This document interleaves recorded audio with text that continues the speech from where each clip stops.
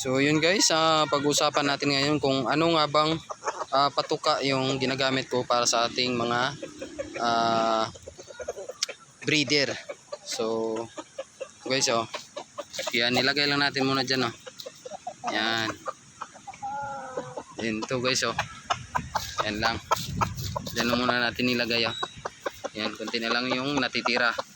So yan lang yung simpleng feeds na ginagamit natin dito sa ating pagmamanok, yung sa breeder.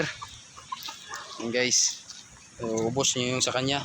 So ito na guys yung ginagamit kong patuka.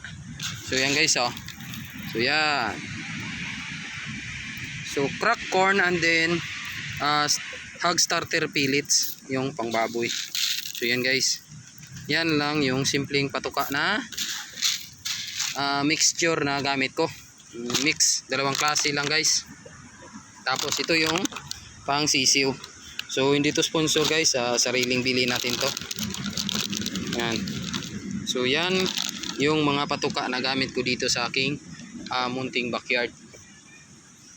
So okay naman yung performance guys ng patuka na yan.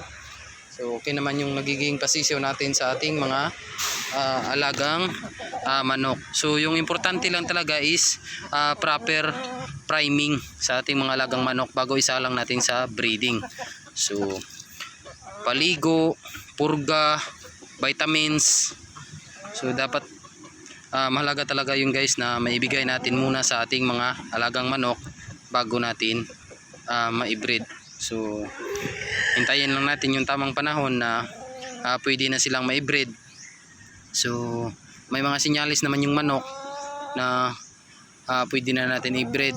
So yung una sa tunog, nagkakakak sila, and then pag ginanon mo, kusang dadapa siya, and then yung sa sipitan niya guys is kung may space na niya kasya na tong dalawang daliri natin, pwede na yan mangitlog.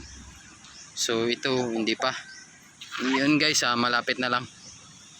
Kasi nag 1 month old na yung sisiw niya. So ibig sabihin magbe-breed na to ulit. So yan yun. Naghihintay lang yung ating broodcock. So going to 8 months old pa lang yan guys. Yan. Yan yung ating broodcock. So 3 months old pa lang yung ating Black Shamo Hazel na dalawang lalaki. So yun din yung magiging susunod natin na materialis. So hindi muna natin ibibinta yun guys, kasi importante talaga na meron tayong backup na materialis dito sa ating munting backyard. So yan. So yun guys, mataba na siya kaso hindi pa namumula yung kanyang muka. Naka-vitamins naman siya. So ibig sabihin hindi pa pwedeng may breed. Yun guys. Maganda yung itsura ng manok na to guys. Hopefully ganun din yung mga itsura ng mga anak niya na 7 piraso. So malulusog din yun guys. So ipapakita ko rin sa inyo guys ngayon yung sisiw na to na 5 piraso. So yun guys, ito yung mga sisiw ng ating Black Shamo Hazel na yun guys na naipagkita ko sa inyo kanina. Yan, 7 piraso yan guys. Yan So dito muna sila nakakulong. Yan yung ating native na nag-aalaga sa kanila. So yan yung pakainan nila guys.